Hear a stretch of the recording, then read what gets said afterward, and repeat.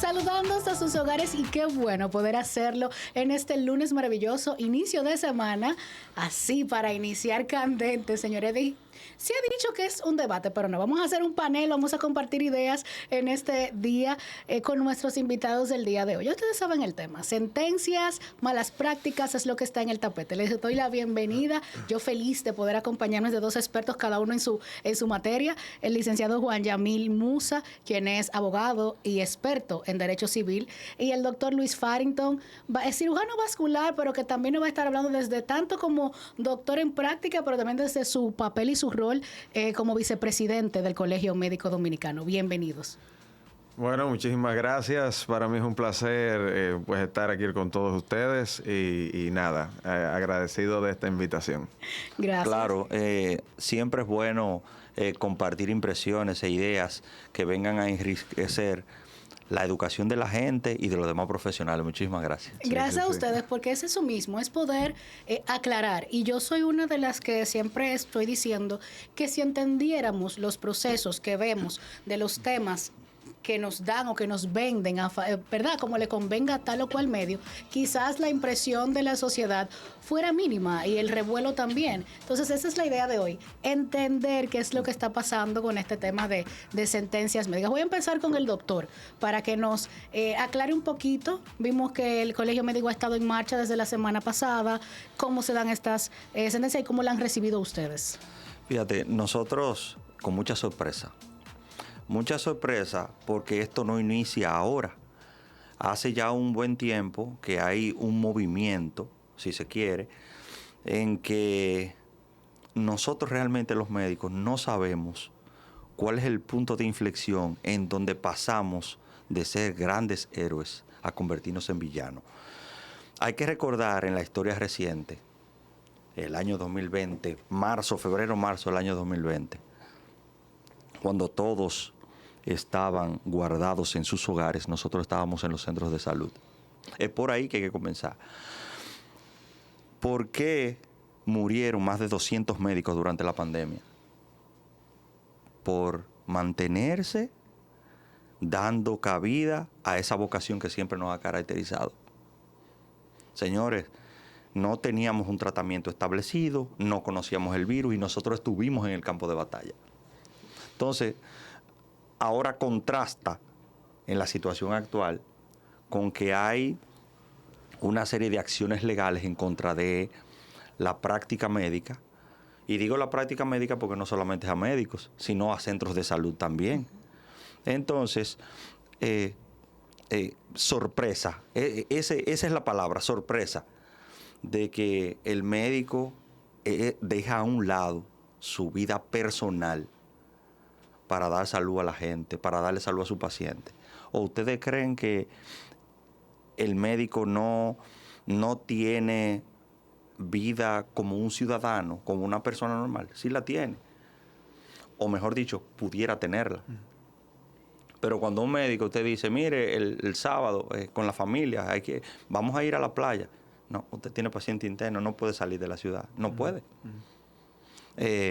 Hay un viaje, todo está listo, usted lo suspende porque no, me llegó una emergencia ayer y no puedo salir. O sea, la vida de un médico gira alrededor de sus pacientes y entonces no puede ser que ese paciente, por el que usted cambia su vida personal por darle salud, en un momento dado sea contrario, se convierte en un enemigo en el mismo campo de la salud. Entendiendo esto que nos explica, muy válido desde esa parte médica, y también ustedes pueden irnos dejando sus comentarios, preguntas, dudas, saludando RD con doble D en Instagram. Juan Yamil, entendiendo un poquito, las sentencias que salen a la luz ahora, que también han generado como un efecto dominó, porque ahí hemos conocido que hay tantos centros con demandas, otros que ya han tenido sentencias. Es algo que se viene desde el 2019, tengo entendido. A ver si tú nos ilustras un poquito en qué consisten estas demandas, primero que ya hoy tienen una sentencia establecida.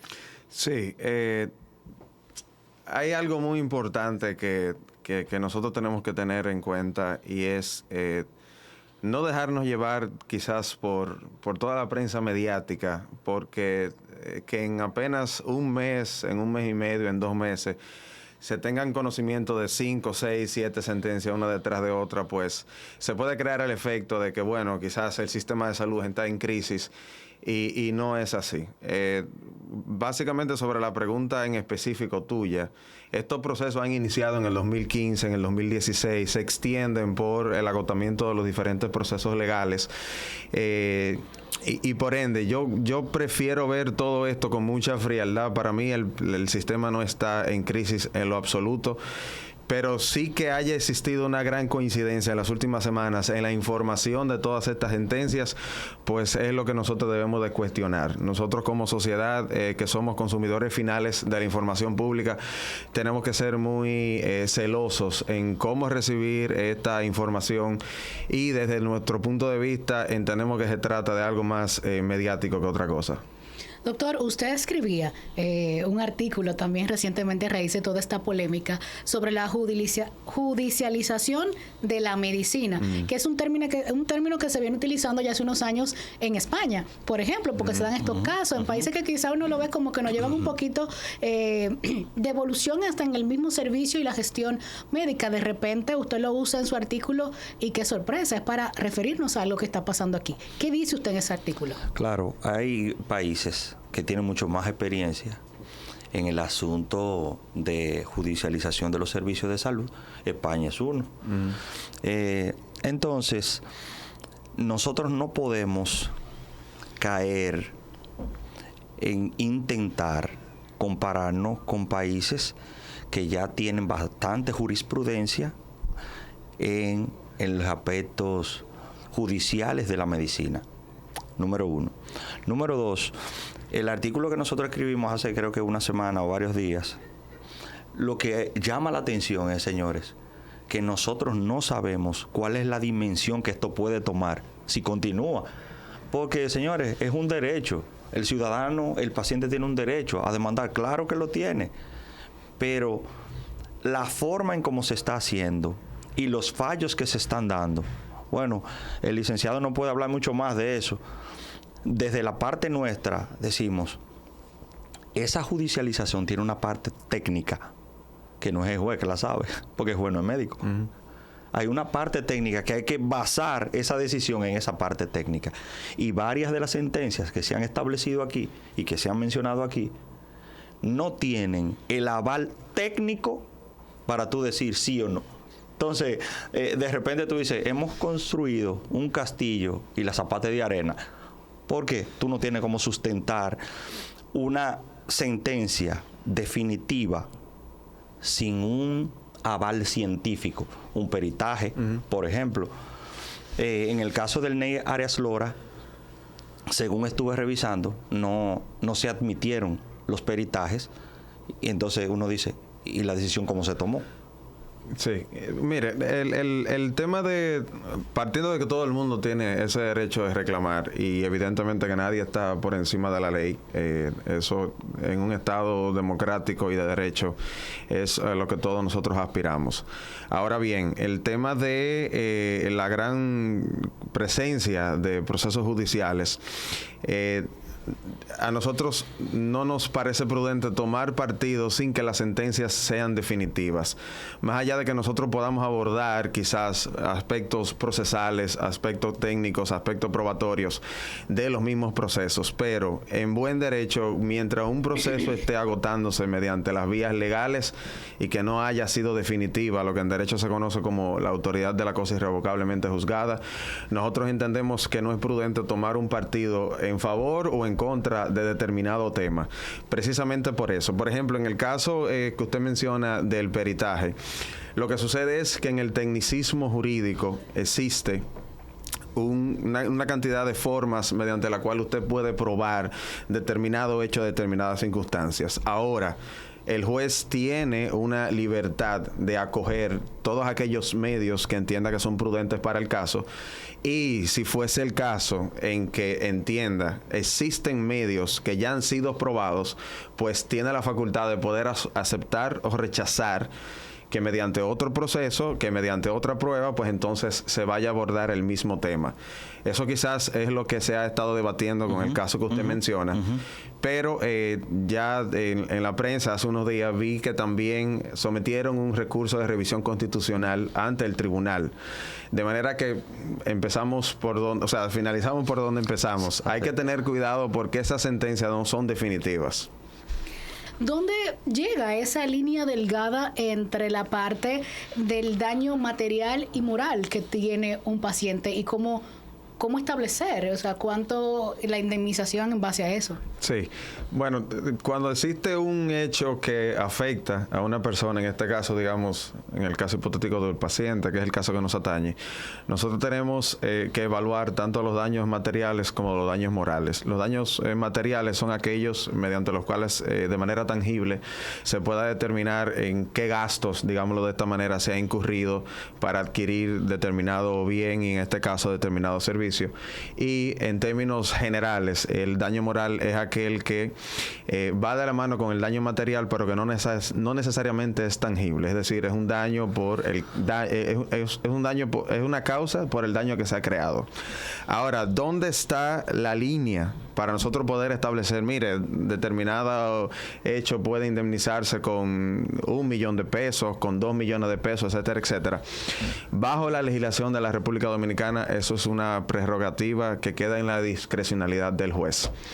Y yo creo que por aquí es que nosotros tenemos que poner sobre encima de la mesa una conversación de todas las fuerzas vivas del sector salud, del Poder Judicial, los legisladores de la República Dominicana, porque tenemos que tomar de ejemplo lo que otros países que nos llevan un poquito más de avance económico y social han estado realizando en los últimos años. Por ejemplo, en el caso de España. España posee lo que es un baremo de indemnizaciones, digamos una tabla de indemnizaciones para cuando suceden accidentes de tráfico y accidentes de circulación. Cuando sucede allí un proceso judicial de negligencia médica o de mala praxis médica, los jueces, lo que toman de referencia para poder establecer una indemnización es este baremo de indemnización de los accidentes de tráfico. No existe una tabla para el caso específico de las negligencias médicas, pero a título orientativo los jueces toman esta tabla y digamos que esto colabora a la seguridad jurídica. Usted fue afectado en la rotura de un brazo o alguna quemadura, quiere reclamar judicialmente, pues evidentemente usted tiene los medios para hacerlo, pero existen topes. No es prudente, por ejemplo, en el caso que conversábamos, que por una quemadura usted pueda solicitar 5 millones de pesos. Nos parece exageradamente excesiva. Ahora, sí, en la República Dominicana tiene que existir de aquí en el futuro una regulación por lo menos base que sirva como guía para nosotros poder establecer estas indemnizaciones. No sé qué piensa el doctor. Claro. Mira, lo primero es que hay que aclarar que los médicos no estamos pidiendo impunidad. Y lo segundo es, no estamos por encima de la ley porque las leyes están ahí, son para cumplirse. Correcto. Esta clase de eventos adversos a la clase médica que se han presentado son la excepción, no son las reglas. Sí. La generalidad de los médicos no es esa. Errores van a existir siempre, señores. Que se viola un protocolo, a veces el protocolo no se viola intencionalmente, sino porque hay una deficiencia en los medios. Entonces, eso hay que tenerlo muy claro. Comentábamos hace un momento que llegué a ver una demanda que por una infección de herida el paciente reclamó en justicia 100 millones de pesos. Una herida de 10 centímetros. Sí. Que curó en 15 días con tratamiento antibiótico y curas locales. Entonces usted dice, óyeme, pero... Sí, son solicitudes desproporcionadas. ¿Tú entiendes? Sí. Que era lo que usted explicaba precisamente. Sí. De una desproporción muy grande. ¿Trajo alguna secuela eso? No, ninguna. ¿Secuelas permanentes? No, ninguna. Sí. Cicatrización normal, después obviamente de proceso con antibióticos y tratamiento local de la herida. Pero si nosotros vemos eso que es desproporcionado, yo le voy a decir otra. Un paciente ejerció acciones legales contra un médico porque le pegó la diabetes. Y aquí todo el mundo sabe, hasta que no es médico, que la diabetes es una enfermedad muchas veces genética que se produce, hay una historia familiar de diabetes, otras veces puede esa diabetes desarrollarse. ¿Tú entiendes? Sí. Entonces, el paciente demandó y la teoría que se usó fue que cuando ese paciente que tuvo la historia de un internamiento, cuando le fueron a colocar la solución, el suero, ahí le pusieron mucho azúcar y ese azúcar nunca salió. O sea, fíjense ustedes Dios mío. que a veces no hace falta poquita educación hasta llegar a, por lo menos, edificarnos. Claro, y es que, señores, cuestiones de salud, que son las cuestiones más importantes que puede tener cualquier país, va de la mano con el involucramiento de toda la sociedad. O sea, nosotros todos de alguna manera somos actores e incidimos en el sistema de salud de la República Dominicana. Tomando de ejemplo ese último hecho que usted menciona, yo creo que la prudencia es lo que a nosotros nos ha hecho falta. Porque, por ejemplo, un caso como ese que se ha presentado legalmente, pues entonces evidentemente no debe de dársele ningún tipo de tratamiento, ¿ok? Pero vuelvo y decimos, todas las personas tienen el derecho de reclamar, lo único que debemos de hacerlo dentro de los preceptos legales.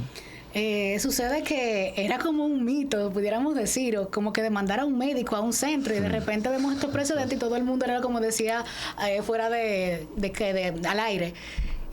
Señores, estamos empoderados y los pacientes también están empoderados. Por ahí me surge la duda de hasta dónde llega también esa responsabilidad del paciente y bajo ese consentimiento médico que se firma. Usted, doctor, como cirujano vascular, sé que tiene que utilizar mucho de estos consentimientos y ustedes como desde la parte legal, ¿cómo reciben toda esta estos documentos? Mira, dijimos hace un momento que las leyes están ahí, son para cumplirse.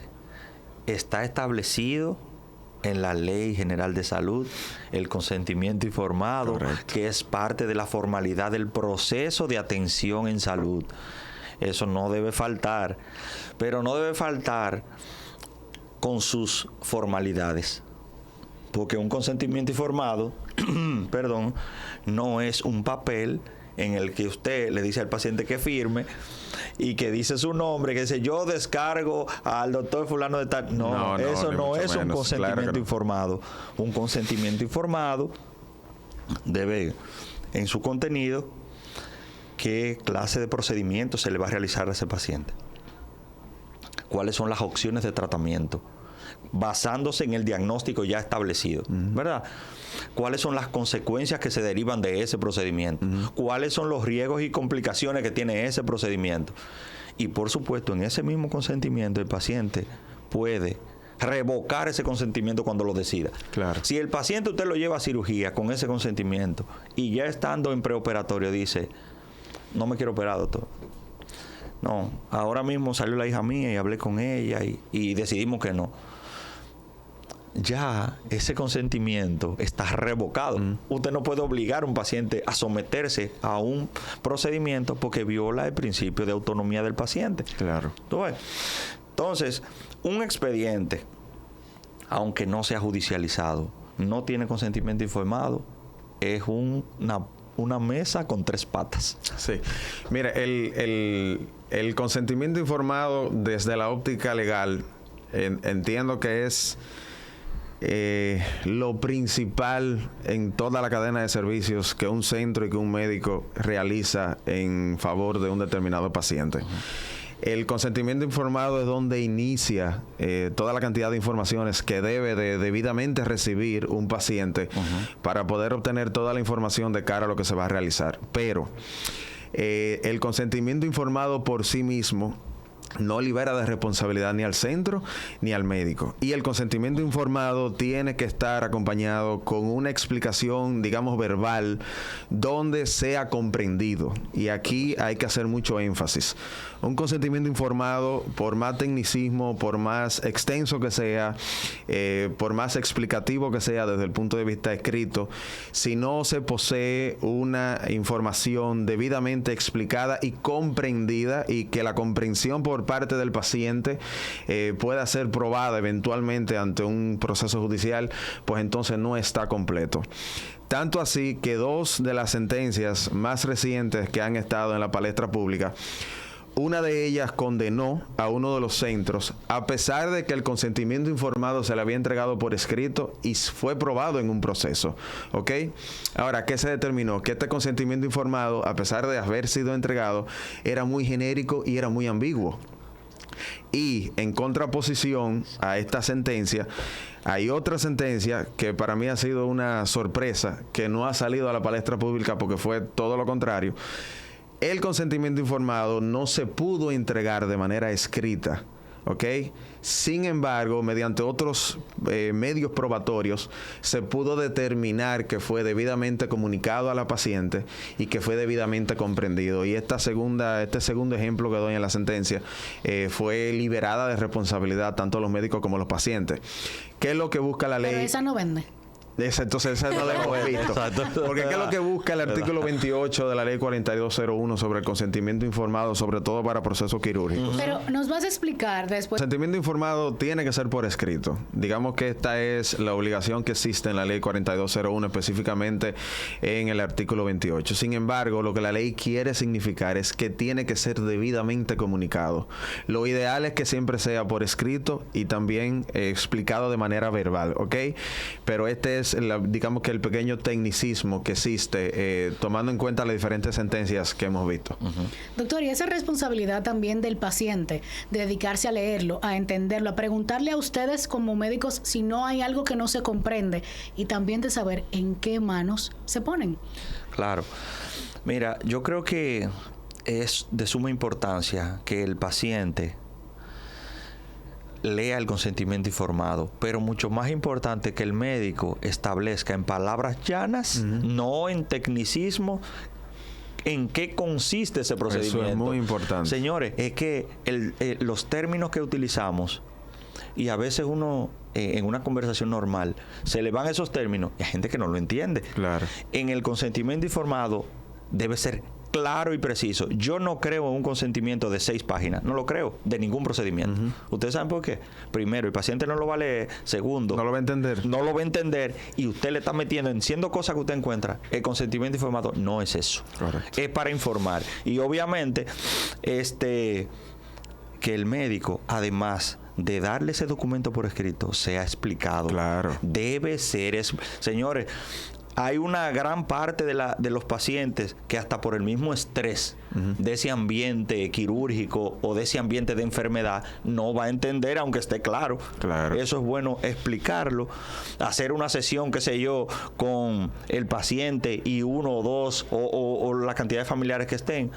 Lo leemos todos y las dudas hay que resolverlas ahí. Porque dependiendo de esas respuestas es que el paciente tiene la capacidad con la información de decidir sí o no. Ciertamente. De una manera breve y rápida, entendemos que este precedente en cuanto a las sentencias por malas prácticas también llama a la atención a aquellos médicos que no lo están haciendo bien y cómo esto entonces el paciente puede lidiar con toda esta situación.